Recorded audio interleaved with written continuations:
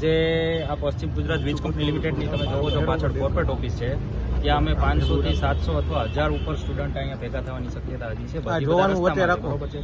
મુદ્દો આખો એવો છે કે પશ્ચિમ ગુજરાત વીજ કંપની લિમિટેડ આ પીજીવીસીએલ છે એને જાન્યુઆરી 2023માં ઇલેક્ટ્રિકલ આસિસ્ટન્ટ, વિદ્યુત સહાયક ઇલેક્ટ્રિકલ આસિસ્ટન્ટ, જે આપણે સાદી ભાષામાં હેલ્પર કહીએ કે જે ક્લાસ 4માં આવે છે, બરોબર છે, એ ક્લાસ 4ની અમે એક્ઝામ આપેલી હતી. 6287 સ્ટુડન્ટો અમે હતા એને અમે આ એક્ઝામ આપેલી હતી, બરોબર છે.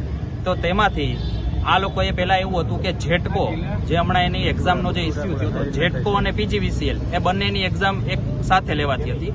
પછી એમાંથી ચોઇસ સિલેક્શન આપવામાં આવતું કે તમારે જેટકોમાં જવું છે કે પીજીવીસીએલમાં જવું છે. આજે એવું થયું છે કે અમારી એક્ઝામથી જ એને છે ને નિયમ ફેરવી નાખ્યો કે પીજીવીસીએલ એની એક્ઝામ લેશે અને જેટકો એની એક્ઝામ લેશે, બરોબર છે. પીજીવીસીએલમાં મહેકમ જે કહીએ તો ઓન પેપર આજે અમે આરટીઆઈ દરેક ડિવિઝનમાં કરી અને મંગાવી હતી. તો GSO4 પ્રમાણે અમને 46માંથી ફક્ત 8 ડિવિઝને જવાબ આપ્યા.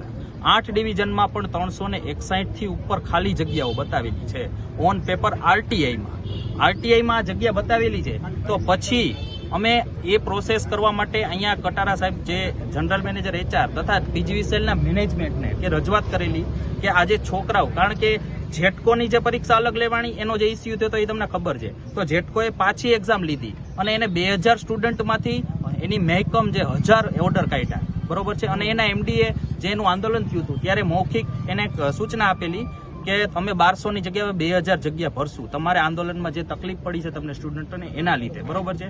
તો હવે એ એમ કહે છે કે 2000માંથી આજે 1000 ઓર્ડર એટલે 50% ઉપરના સ્ટુડન્ટનો વારો આવી ગયો. જ્યારે અમે 6200 એક્ઝામ આપી હતી પીજીવીસીએલમાં, એમાંથી ફક્ત ને ફક્ત 300 ઓર્ડર કાઢ્યા છે. આજે 800 થી ઉપર જગ્યાઓ જે છે એ આરટીઆઈમાં ખાલી છે, બરોબર છે. અને એ ખાલી જગ્યા ભરવા માટે અમે અનેક વખત, આજે કોઈ પણ છે એ નાનો માણસ છે એ જ હેલ્પરમાં લાગવાનો છે, તમને બધાને ખ્યાલ છે. તો આ જે ટિકિટ ભાડાના ખર્ચા કરીને સુરત, ગાંધીનગર, બરોડા જ્યાં રહે છે ત્યાં ત્યાં રજૂઆત કરવા આવ્યા. અહીંયા અમારી રજૂઆત સરખી રીતે એ લોકોએ લીધી નહીં. હજી ભરશું, જો પહેલેથી આ લોકોએ કોઈ જગ્યા બહાર પાડી જ નથી કે કેટલી જગ્યા ભરશે ને એ કોઈ કીધું જ નથી, બરોબર છે.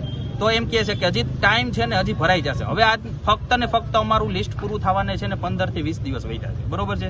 હવે આજે આ લોકો એમ કહે છે હજી ભરશું અમે, પણ કોઈ જાતનું એવું નહીં કે આટલી ભરશું, ખાલી થશે એમ ભરશું, એક જ સવાલ રાખ્યો છે.